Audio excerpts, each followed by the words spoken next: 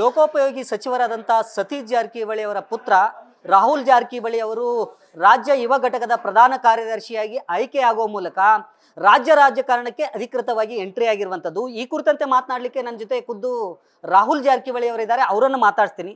Sir, ಈಗ ಭಾಳಷ್ಟು ರಾಜಕಾರಣಿಗಳು MLA MP ಗಳ ಮಕ್ಕಳು ನೇರವಾಗಿ ರಾಜಕಾರಣಕ್ಕೆ ಎಂಟ್ರಿ ಆಗ್ತಾರೆ.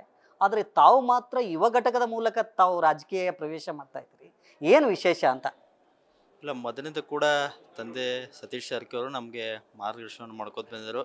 ಗ್ರೌಂಡ್ ಮಟ್ಟದಿಂದ ಯಾವತ್ತೂ ನಾವು ಕೆಲಸವನ್ನು ಮಾಡಬೇಕು, ನೇರವಾಗಿ ಜನರಿಗೆ ಭೇಟಿಯಾಗಿ ಅವರ ಆಶೀರ್ವಾದನ ಪಡಲಿಕ್ಕೆ ನಾವು ಕೆಲಸ ಕಾರ್ಯವನ್ನು ಮಾಡಬೇಕು. ಆ ನಿಟ್ಟಿನಲ್ಲಿ ನಾವು ಕಳೆದ 3-4 ವರ್ಷಗಳಿಂದ ತಂದೆ ಕೊಟ್ಟಂಥ ಜವಾಬ್ದಾರಿ ಆಗಿರ್ಬೋದು, ನಮ್ಮ ಮತಕ್ಷೇತ್ರದಲ್ಲಿ ವಿಶೇಷವಾಗಿ ಸಂಘಟನೆ ಆಗಿರ್ಬೋದು, ಯುವಕರ ಸೆಳೆಯುವಂಥ ಕಾರ್ಯ ನಾವು ಮಾಡ್ಕೊತ ಬಂದಿದ್ವಿ. ಅದಕ್ಕೆ ಆ ನಿಟ್ಟಿನಲ್ಲಿ ಇವತ್ತು ನಮಗೆ ನಮ್ಮ ಪಕ್ಷದವರು ಒಂದು ಅವಕಾಶವನ್ನು ಕೊಟ್ಟಿದ್ದರು. ಈ ಯೂತ್ ಕಾಂಗ್ರೆಸ್ ಚುನಾವಣೆಗೆ ಮಾಡೋ ಮುಖಾಂತರ ನಮಗೆ ರಾಜ್ಯ ಪ್ರಧಾನ ಕಾರ್ಯದರ್ಶಿ ಸ್ಥಾನ ನಿಲ್ಲಲಿಕ್ಕೆ ಒಂದು ಅವಕಾಶ ಸಿಗಿತು. ಅದರಲ್ಲಿ ನಾವು ಭಾಗವಹಿಸಿ ಇವತ್ತು ರಾಜ್ಯಾದ್ಯಂತರ ಸುಮಾರು 1,80,000 ಯುವಕರು ನಮಗೆ ಮತದಾನ ಹಾಕುವ ಮುಖಾಂತರ ನಮಗೆ ಆಶೀರ್ವಾದನ ಮಾಡಿದ್ದಾರೆ. ಇದಕ್ಕೆ ನಮಗೆ ಪಕ್ಷದಲ್ಲಿ ಸಂಘಟನೆ ಮಾಡಲಿಕ್ಕೆ ಅಧಿಕೃತವಾಗಿ ನಮಗೊಂದು ಜವಾಬ್ದಾರಿ ಸಿಕ್ಕಿದೆ. ಅದಕ್ಕೆ ಮುಂದಿನ ದಿನಗಳಲ್ಲಿ ಪಕ್ಷ ಕೊಟ್ಟಂಥ ಜವಾಬ್ದಾರಿ ಆಗಿರ್ಬೋದು, ಅವರು ಯುವಕರಿಗೆ ಸಂಘಟನೆ ಮಾಡೋದಾಗಿರ್ಬೋದು, ಮತ್ತು ವಿವಿಧ ಯೋಜನೆಗಳನ್ನು ಹಮ್ಮಿಕೊಂಡು ಪಕ್ಷದ ಪರವಾಗಿ ನಾವು ಕೆಲಸ ಮಾಡಲಿಕ್ಕೆ ಸಿದ್ಧರಿದ್ದೇವೆ. ಈಗ ರಾಜ್ಯ ರಾಜಕಾರಣಕ್ಕೆ ಎಂಟ್ರಿ ಕೊಡೋದಕ್ಕಿಂತ ಪೂರ್ವದಲ್ಲಿ, ತಾವು ರಾಜಕೀಯ ಎಂಟ್ರಿ ಕೊಡೋದಕ್ಕಿಂತ ಪೂರ್ವದಲ್ಲಿ ಭಾಳಷ್ಟು ಟ್ರೈನಿಂಗನ್ನು ಪಡ್ಕೊಂಡಿರಿ ತಂದೆಯವರಿಂದ. ಏನೆಲ್ಲ ಕಲಿತ್ರಿ ಇದುವರೆಗೆ? ಏನಂತಂದ್ರೆ ಒಂದು ಕಡೆ ಸಮಾಜ ಸೇವೆ, ಮತ್ತೊಂದು ಕಡೆ ನಿಮ್ಮ ತಂದೆಯವರ ಒಂದು ಆಡಳಿತ ವೈಖರಿ, ಈ ಎಲ್ಲ ವಿಚಾರಗಳ ನಡುವೆ ಏನೆಲ್ಲ ಟ್ರೈನಿಂಗ್ ಸಿಕ್ಕಿದೆ ತಮ್ಮ ತಂದೆಯಿಂದ ತಮಗೆ? ಇಲ್ಲ, ತಂದೆಯವರು ನಿರಂತರವಾಗಿ ನಮಗೆ ಮಾರ್ಗದರ್ಶನ ಮಾಡ್ಕೊತ ಬಂದಿದ್ದಾರೆ. ಅದು ರಾಜಕೀಯ ಆಗಿರ್ಬೋದು, ಸಾಮಾಜಿಕ ಒಂದು ಕ್ಷೇತ್ರ ಆಗಿರ್ಬೋದು, ಉದ್ಯಮದಲ್ಲಿ ಆಗಿರ್ಬೋದು, ನಮ್ಮ ಪರ್ಸನಲಾಗಿ ನಿಜ ಜೀವನದಲ್ಲಿ ಆಗಿರ್ಬೋದು, ನಿರಂತರವಾಗಿ ಅವರು ಯಾವ ರೀತಿ ಇರಬೇಕು, ನಾವು ವಿಶೇಷವಾಗಿ ಸಾಮಾಜಿಕ ಜೀವನದಲ್ಲಿ ನಾವು ಜನರ ಜೊತೆ ಯಾವ ರೀತಿ ನಾವು ವರ್ತನೆ ಮಾಡಬೇಕು, ಅವರ ಕೆಲಸ ಕಾರ್ಯಗಳನ್ನು ಯಾವ ರೀತಿ ನಾವು ಮಾಡಿಕೊಡಬೇಕು, ಸತ್ಯದಿಂದ ನಾವು ಹೇಗೆ ಜನರನ್ನು ಆಕರ್ಷಣೆ ಮಾಡಲಿಕ್ಕೆ ಸಾಧ್ಯ ಅಂತ ನಿರಂತರವಾಗಿ ಅವರು ಹೇಳ್ತಿದ್ದಾರೆ. ಅದಕ್ಕೆ ತಕ್ಕಂತೆ ನಾವು ಕೂಡ ಅವರು ಕೊಟ್ಟಂಥ ಸಲಹೆ ಸೂಚನೆಗೆ ನಾವು ನಡ್ಕೋತ ಬಂದಿದ್ದೇವೆ. ಮುಂದೂ ಕೂಡ ಅವ್ರು ಯಾವ ರೀತಿ ನಮಗೆ ಮಾರ್ಗದರ್ಶನವನ್ನು ಮಾಡ್ಕೋತ ಬರ್ತಾರೆ, ಆ ನಿಟ್ಟಿನಲ್ಲಿ ನಾವು ನಡ್ಕೊಂಡು ಹೋಗ್ತೇವೆ.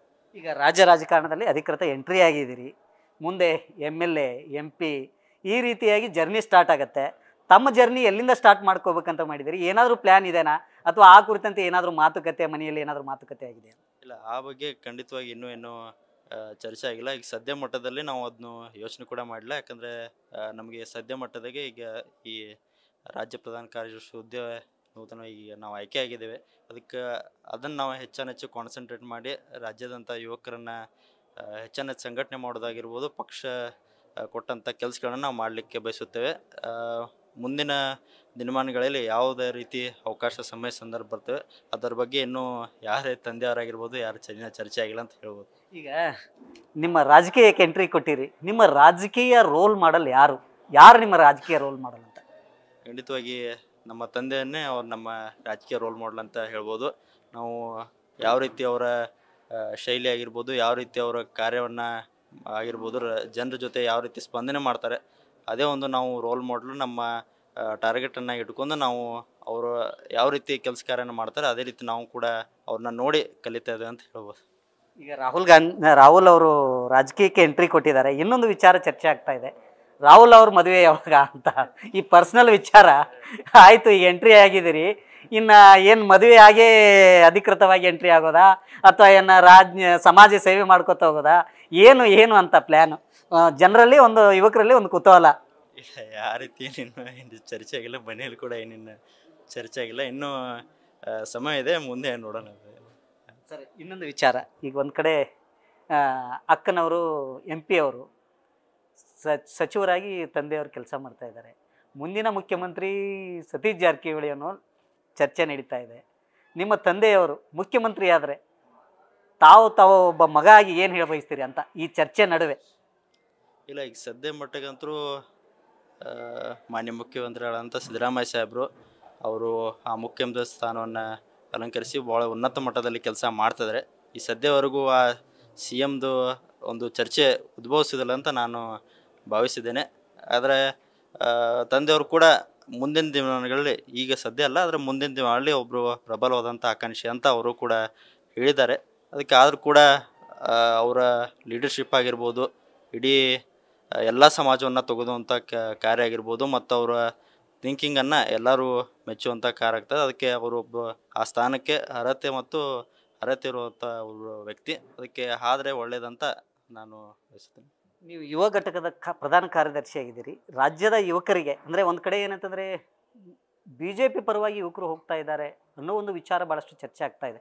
ಅಂಥ ಸಂದರ್ಭದಲ್ಲಿ ನೀವು ಕಾಂಗ್ರೆಸ್ ಯುವ ಘಟಕದ ಪ್ರಧಾನ ಕಾರ್ಯದರ್ಶಿಯಾಗಿದ್ದೀರಿ.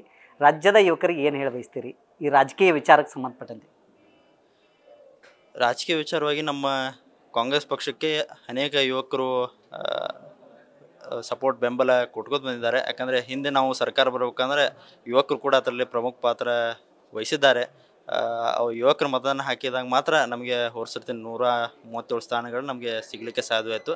ಆ ತಕ್ಕಂತೆ ನಮ್ಮ ಸರ್ಕಾರವು ಯುವಕರಿಗೆ ಸಂಬಂಧಪಟ್ಟಂತೆ ಏನೇನು ಸಮಸ್ಯೆಗಳಿದಾವೆ, ಅವರಿಗೆ ನೌಕರಿ ಸಂಬಂಧಪಟ್ಟಂಥ ಸಮಸ್ಯೆ ಆಗಿರ್ಬೋದು, ವಿದ್ಯಾರ್ಥಿಗಳಿಗೆ ಅನೇಕ ಸ್ಕಾಲರ್ಶಿಪ್ ಸಂಬಂಧಪಟ್ಟ ಸಮಸ್ಯೆ ಎಲ್ಲ ಕೂಡ ಬಗೆಹರಿಸುವಂಥ ನಿಟ್ಟಿನಲ್ಲಿ ಇವತ್ತು ಕೆಲಸ ಕಾರ್ಯ ಮಾಡ್ತಾ ಇದ್ದಾರೆ. ಅದಕ್ಕೆ ನಿರಂತರವಾಗಿ ನಾವು ಕೂಡ ಯುವಕರಿಗೆ ಭೇಟಿಯಾಗಿ ಅವ್ರನ್ನ ನಮ್ಮ ಪಕ್ಷಕ್ಕೆ ಸೆಳೆಯುವಂಥ ಕಾರ್ಯ ನಾವು ಮಾಡ್ತಾ ಇದ್ದೇವೆ ಅಂತ ಹೇಳ್ಬೋದು. ಇದಿಷ್ಟು ಏನಂತಂದರೆ ರಾಹುಲ್ ಜಾರಕಿಹೊಳಿ ಅವರ ಮಾತು. ಕ್ಯಾಮ್ರಾಮನ್ ರೋಹಿತ್ ಜೊತೆ Srikanth Kukkadi, news first Belagavi. News first ನಿರ್ಭೀತಿಯಿಂದ ನಿಮ್ಮ ಪರವಾಗಿ.